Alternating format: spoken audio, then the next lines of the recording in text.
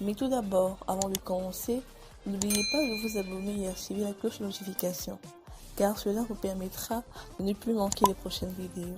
Let's go! Bonjour chers internautes. Vous n'allez pas croire l'information d'aujourd'hui. Regardez ce Français. Vous l'avez bien vu. Regardez le même Français au milieu des djihadistes. Regardez le même Français avec Emmanuel Macron. Vous l'avez vu? Regardez-le avec les généraux de l'armée française. C'est lui qui fournit les armes aux djihadistes, c'est lui qui donne toujours la position de l'armée malienne, c'est lui qui transporte l'or de l'Afrique vers l'Europe. C'est lui qui est l'espion redoutable dont on vous a parlé il y a bien longtemps. Il se nomme Bernard-Henri Lévy.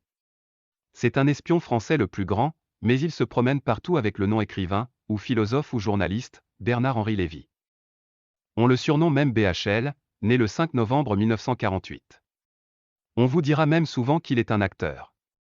Son nom au Mali est Pierre-Marie. Au Niger on l'appelle Michel. En Centrafrique Jean-Yves. Au Libéria il s'appelait Antoine.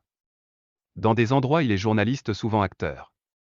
Il a étudié à Institut d'études politiques de Paris, lycée Louis, le grand lycée Pasteur de Neuilly-sur-Seine.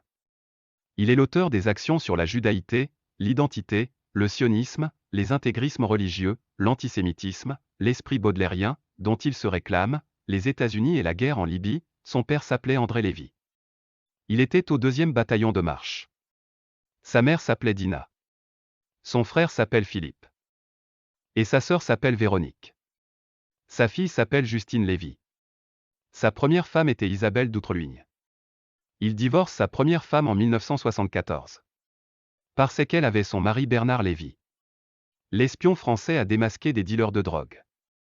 Quand elle a su que son mari l'avait exploité, elle a divorcé. Le 9 mai 1980, il marie Sylvie Bouscasse.